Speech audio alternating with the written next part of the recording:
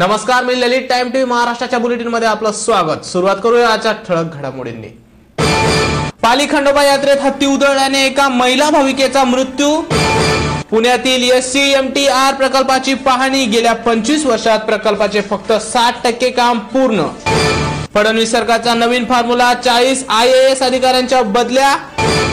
कोकण रेल्वेचा विसर पडल्याचा आरोप करत निलेश राणेंचा रेल्वे मंत्री सुरेश प्रभूंविरुद्ध निदर्शन. निलेश राणेंना अटक.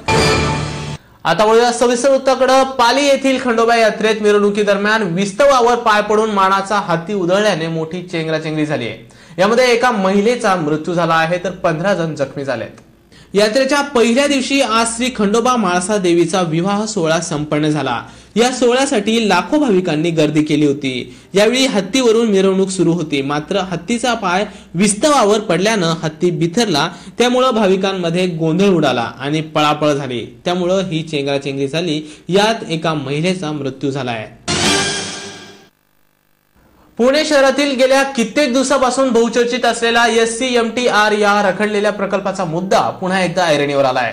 या प्रकल्पाअंतर्गत येणाऱ्या सर्वच कामांचं काल पुणे उपमहापौर आबा बागुल आणि मनपाच्या विविध अधिकाऱ्यांनी पाहणी केली. यावेळी गेल्या 27 वर्षापासून सुरू असलेल्या प्रकल्पाचं फक्त 60% काम पूर्ण झाल्याचं त्यांच्या निदर्शनास आलं.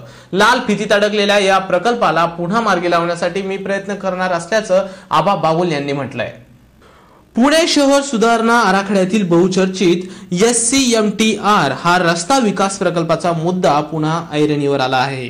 1987 साली या आराखड्याची मूळ संकल्पना तयार करण्यात आली असून त्यातील फक्त 60% कामच गेल्या सुमारे 25 वर्षात झाली आहे. उरलेला प्रकल्प लाल फितीच्या कारभारात अडकलेला असून प्रशासनाच्या हलगर्जीपणामुळे आणि लोकप्रतिनिधींच्या नाकर्तेपणामुळे आजतागायत ही कामं पूर्ण झालेली नाहीत. काल पुण्याचे उपमहापौर श्री आबा बागुल यांनी मनपा उपायुक्त श्री ओमप्रकाश बकोरिया यांच्या समवेत मनपाच्या संबंधित अधिकाऱ्यांना घेऊन सदर रखडलेल्या कामाची पाहणी केली. सदर प्रकल्प आगामी वर्षभरात पूर्ण करणार. शिवाय मूळ आराखड्यात नसलेला मोनो रेलचा समावेश सुद्धा सुधारित आराखड्यात आणल्याने उपमहापौर आबा बागुल यांनी टाइम टीव्हीशी बोलताना सांगितलंय. तर शासनाकडून निधी उपलब्ध करण्यासाठी सर्वतोपरी प्रयत्न करून प्रकल्प लवकरात लवकर मार्गी लावण्याचे प्रयत्न करणार असल्याचं श्री ओम प्रकाश बकोरिया यांनी सांगितलं. यावेळी टाइम टीव्हीशी बोलताना आबा बागुल म्हणाले, आदरणीय बोकडा साहेब असतील, सावंगी साहेब असतील, पवार, आमचे महापारी साहेब, आपण सगळे अधिकारी वर्ग स्थित असतील. व्हिजिट झाल्यानंतर की त्यातले थोडे छोटे बारकावे की बाबा डिफेन्स लाईनला आपल्याला जागा मिळणार नाही, मग तिथं आपण जागा आपण थोडंसं मार्किंग बदलायला पाहिजे. तिथं आम्ही बदलला DP रोड. त्यानंतर आम्हाला याचा जो वन खात्याचा आहे तो मिळू शकतो, त्याला जागा देऊन तिथं आम्ही तो घेण्याचा प्रस्ताव पाठवलेला आहे. इरिगेशनचा देखील आम्ही प्रस्ताव पाठवलेला आहे. त्याची मीटिंग होऊन आम्हाला मिळेल आणि हा रस्ता मार्गी लागणार एवढंच नक्की सांगतो. येणारं 2015 हे पुणेकरांना एक SCMTR ची परवानगी नक्कीच मिळणार हा माझा आत्मविश्वास आहे आणि तो मी नक्की लावणार. आता मूळ आराखड्यामध्ये आपण मोनोरेल हा एक सुधारणा केली. आपण मोनोरेल आपण घेतला त्याच्यामध्ये. आता मोनोरेलमुळे आता आपल्याला काळाची गरज आहे. मेट्रो पण शहरात आपण आणतोय मोनोरेल आणि याच्यामध्ये मूळ आराखड्यामध्ये दुसरं वाहतुकीमध्ये आता काय बदल करता येणार नाही आपल्याला. पण आपल्याला हा फास्ट रोड म्हणून आपल्याला जसं आपल्याला करायचं हेवी आणि फास्ट साठी आपल्याला हा रोड वापरता येईल. आणि हा रस्ता खूप आधीच व्हायला पाहिजे होता पण झालेला नाही. 27 वर्ष आता त्याला मुहूर्त मिळायला लागली आणि नक्की होईल याची खात्री मला आहे. महापालिकेच्या वतीने मी आपल्याला सांगू इच्छितो की हा पूर्ण प्रोजेक्ट आम्ही DPR रिलेटेड जो इश्यू आहे ते ह्याच वर्षी कंप्लीट करणार आहे. काही लँड रिलेटेड इश्यूज आहे, काही डिपार्टमेंटशी संबंधित विषय आहे, जसं की सिंचन विभागाशी निगडीत आहे, काही वन विभागाशी निगडीत आहे. तर वन विभागाकडे आम्ही पाठवले आहे प्रपोजल. त्यांच्या प्रपोजल आल्यानंतर आम्हाला पूर्ण जो DPR आहे ते प्रपोजल गव्हर्नमेंट ऑफ इंडियाकडे पाठवता येईल आणि ते मेथड कसा राहणार आहे, कशा प्रकारचे आम्ही करणार आहे ते नंतर आम्हाला डिसाईड करता येईल की PPP मॉडेलमध्ये जाणार आहे, BOT तत्वावर जाणार आहे या एक कंपनी फॉर्म करून आम्ही करणार आहे. हे एकत्रित महासभामध्ये ठरवून आम्ही प्रपोजल तयार करणार आहे. बोकोरे साहेब, मूळ आराखडा 87चा होता आणि आता 2014 मध्ये त्या आराखड्यावर काम करत आहे की आणखीन काही नवीन अभ्यास त्याच्यामध्ये केलेला आहे, बदल केलेले आहेत. याच्यामध्ये 1987 मध्ये बहुतेक मोनोरेलचे प्रपोजल नसेल पण यावेळी आम्ही मोनोरोलचे प्रपोजल केलेले आहे की आपल्याला मोनोरोल काय की रस्त्याची रुंदी कमी आहे आणि मोनोरोल एक बेस्ट ऑप्शन आहे ह्यासाठी CMTR साठी. तो मोनोरोलचा प्रपोजल आहे. फडणवीस सरकारनं राज्य करण्यासाठी पुन्हा एकदा एक नवीन फॉर्म्युला वापरला आहे. 40 IAS अधिकाऱ्यांच्या बदल्या करण्यात आल्या असल्याची माहिती सूत्रांनी दिली आहे.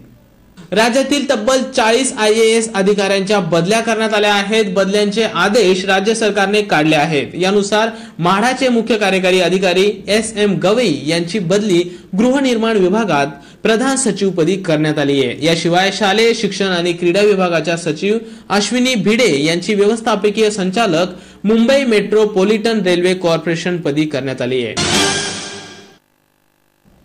परवा डोंबिवलीजवळ पेंटाग्राम तुटल्यामुळे मध्य रेल्वेची वाहतूक तब्बल 7 तास विस्कळीत झाली होती. त्यामुळे संतप्त प्रवाशांनी जोरदार तोडफोड केली होती. त्या संदर्भात आज 25 जणांना अटक करण्यात आली असून 16,000 जणांवर गुन्हा दाखल करण्यात आला आहे.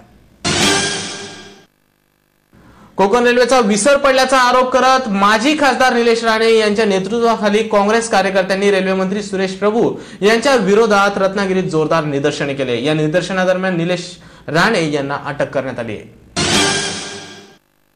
सिंधुदुर्ग जिल्ह्यातील सावंतवाडी तालुक्यातील गोवा सीमेवरील आरोदा जेडीच्या विरोधात आता माजी मुख्यमंत्री नारायण राणे यांनी हस्तक्षेप केला आहे. त्यामुळे आता आरोदा जेडी हा प्रकल्प मोठ्या अडचणीत सापडल्याचा दिसतोय. त्याचा हा खास रिपोर्ट केला आहे आमचे सिंधुदुर्गचे रिपोर्टर रामचंद्र कुडाळकर यांनी. आरोदा जेडीच्या बांधकामावरून राजकारण तापू लागले असून या जेडीच्या बांधकामावरून पर्यावरणाचे होणारे नुकसान आणि स्थानिक मच्छीमारांना होणारा त्रास लक्षात घेऊन या जेडीच्या बांधकामामुळे सिंधुदुर्ग जिल्ह्यातील शासकीय यंत्रणा जागी झाली आहे. आरोदा जेडीच्या प्रश्नात माजी मुख्यमंत्री यांनी जेडी विरोधी संघर्ष समितीच्या बाजूने न्याय मागण्यासाठी खुद्द लढण्याचा विचार केल्यानं आता जेडी बांधकाम प्रकल्प धोक्यात आला आहे. यावेळी सावंतवाडी तालुक्यातील आरोदा जेडीमुळे 350 शेतकऱ्यांचं नुकसान होणारच, त्याचबरोबर पर्यावरणास देखील धोका निर्माण होणार आहे. माजी मुख्यमंत्री नारायण राणे, सध्याचे राज्याचे वित्त व ग्राम विकास मंत्री तथा सिंधुदुर्ग जिल्ह्याचे पालकमंत्री दीपक केसरकर व सिंधुदुर्ग रत्नागिरी जिल्ह्याचे खासदार विनायक राऊत तसेच आरोदा जेडी विरोधी संघर्ष समितीचे अध्यक्ष अविनाश शिरोडकर यांच्याशी आमच्या प्रतिनिधीने खास बातचीत केली. यावेळी बोलताना नारायण राणे यांनी तर हा आरोदा जेडी होणारच नाही असा इशारा दिलाय. काँग्रेस पक्ष आरोदा वासियांच्याच बाजूला राहणार आहे. यावेळी बोलताना नारायण राणे म्हणाले, माझं सांगतो विरोध आहे, माझ्या रस्त्यामुळे विरोध आहे, स्थानिक लोकांचा विरोध असल्यामुळे स्थानिक लोकांची बाजू घेणार आणि आम्ही कुठल्याही प्रतीची जेडी होऊ देणार नाही. माझा प्रश्न असा आहे की राज्यमार्ग अडवलेला आहे आणि काँग्रेसने आंदोलन केलं की राज्यमार्ग तो तात्काळ उघडा करावा, पण आंदोलन देऊन सुद्धा तो तसाच्या तसा आहे आणि 8 दिवसात नाही केला तर हटवणार असं जिल्हाधिकारी त्यांना मदत हटवणार असा इशारा दिलेला होता काँग्रेस. तुमची भूमिका काय आहे? राज्यमार्ग आमच्या कार्यकर्त्यांना ताकद देणं, कोणी नाही हटवलं तर मी स्वतः जाऊन हटवीन. कलेक्टरला सांगा तुम्ही, कलेक्टरने येणाऱ्या 10 दिवसात जर हटवलं नाही तर आम्ही सगळे कार्यकर्ते जाऊन राज्यमार्ग मोकळा करू. यावेळी बोलताना राज्यमंत्री दीपक केसरकर यांनी आपली बाजू मांडली. यावेळी बोलताना त्यांनी म्हटलंय, शेतकऱ्यांना जेडी प्रकल्प नको असल्यास आपण जेडी प्रकल्प होऊ देणार नाही असं ते म्हणाले. लोकांच्या ज्या काही कंप्लेंट्स आहेत त्या इथे जेन्युइन कंप्लेंट्स होती, तिथं त्याचे बाबत सरकार अवश्यपणे लक्ष घालणार.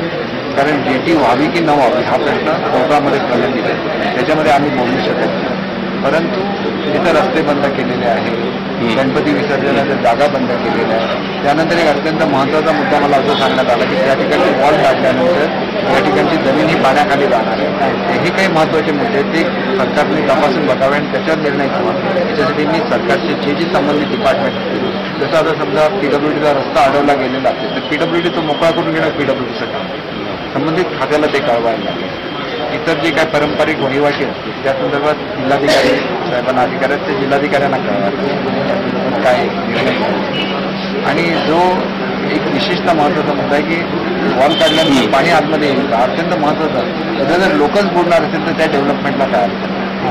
खासदार विनायक राऊत यांनी तर आपण सर्व अधिकारी, लोकप्रतिनिधी, जनता यांना सर्वांच्या समस्या जाणून घेतल्या असता जेडीचे बांधकाम शेतकऱ्यांच्या हिताच्या दृष्टीने धोकादायक तसेच पर्यावरणाच्या दृष्टीने देखील धोकादायक असल्याचं स्पष्ट केलंय. शिरोडकर यांनी टाइम टीव्हीशी बोलताना आपण या प्रकल्पासाठी किती प्रयत्न केले आहेत हे स्पष्ट केलंय. आमचा प्रस्तावित जेटीला जो विरोध आहे तो विरोध नेमका कोणत्या आधारावर आहे, कशाच्या बाबत आहे हे प्रत्यक्ष पाहणी मला करायची होती.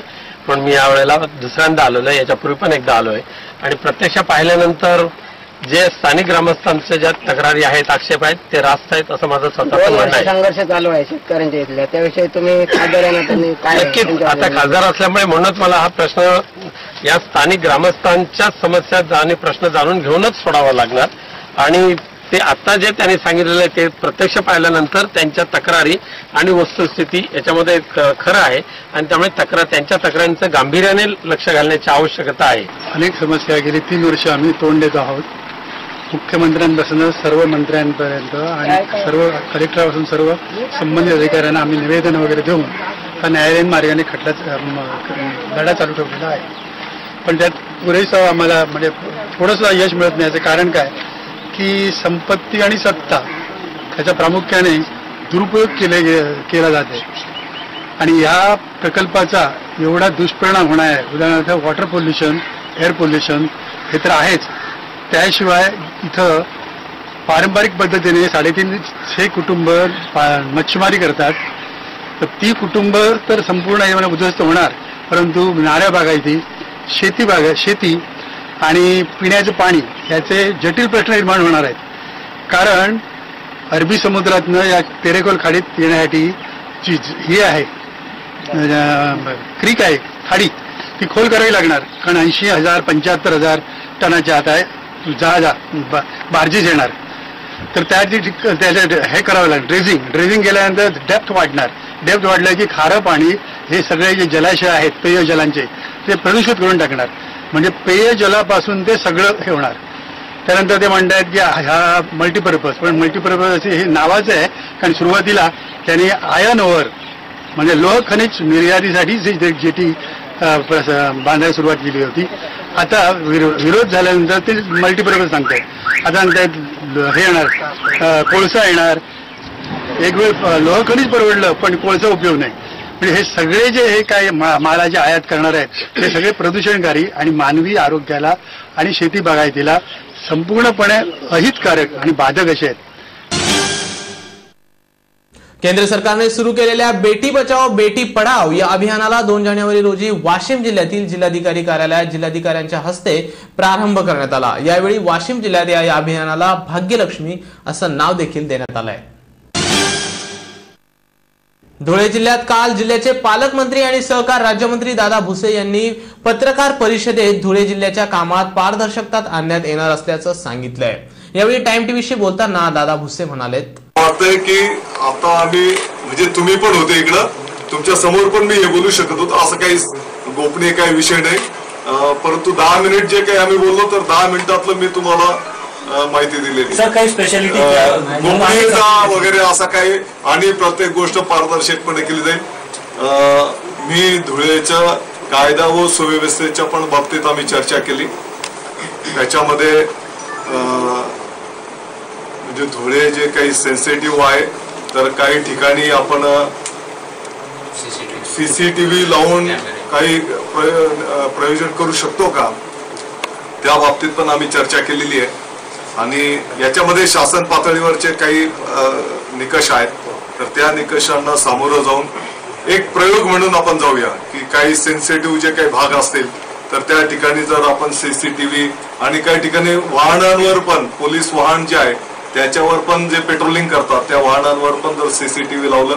जळगावला असा प्रयोग झालेला आहे असं मला सांगण्यात आलं आणि तसा आपण एक प्रयोग करूया. काही प्राथमिक याच्यात जर प्रयोग करू आपण की जेणेकरून मला वाटतं की अशा गोष्टींमुळे त्या शहराचं नाव खराब होत आहे आणि ज्या पद्धतीने मग विकासाला कुठेतरी गालबोट लागतं. मला वाटतं की येणाऱ्या काळामध्ये आपण सर्वजण विकासाच्या दृष्टिकोनातून सीसीटीव्हीचा प्रस्ताव ऑलरेडी तयार आहे. फक्त त्याला खर्चाचा जो आहे भाग तो कोणी करायचा हा मूळ मुद्दा आहे. नाही, त्याच्यामध्ये शासन पातळीवरचे काही निकषांचा अडचण आहे. पैशांची पण तरतूद करू त्याला आपण डीपीटीसी मधनं. फक्त त्याला काही जे काही निकष आहेत त्या निकषांच्या संदर्भात त्या विभागाकडनं आपल्याला मार्गदर्शन घ्यावं लागतं. जाता जाता पुन्हा एक नजर टाकूयात आजच्या काही ठळक घडामोडींवर. पाली खंडोबा यात्रेत हत्ती उधळल्याने एका महिला भाविकेचा मृत्यू. पुण्यातील SCMTR प्रकल्पाची पाहणी. गेल्या 25 वर्षात प्रकल्पाचे फक्त 60% काम पूर्ण. फडणवीस सरकारचा नवीन फॉर्म्युला. 40 IAS अधिकाऱ्यांच्या बदल्या. कोकण रेल्वेचा विसर पडल्याचा आरोप करत निलेश राणेंचा रेल्वे मंत्री सुरेश प्रभूंविरुद्ध निदर्शन. निलेश राणेंना अटक. आणि याचबरोबर हे बातमीपत्र संपलं. पुन्हा भेटूया नवीन बातमीपत्रात. पाहत राहा टाइम टीव्ही महाराष्ट्र. नमस्कार.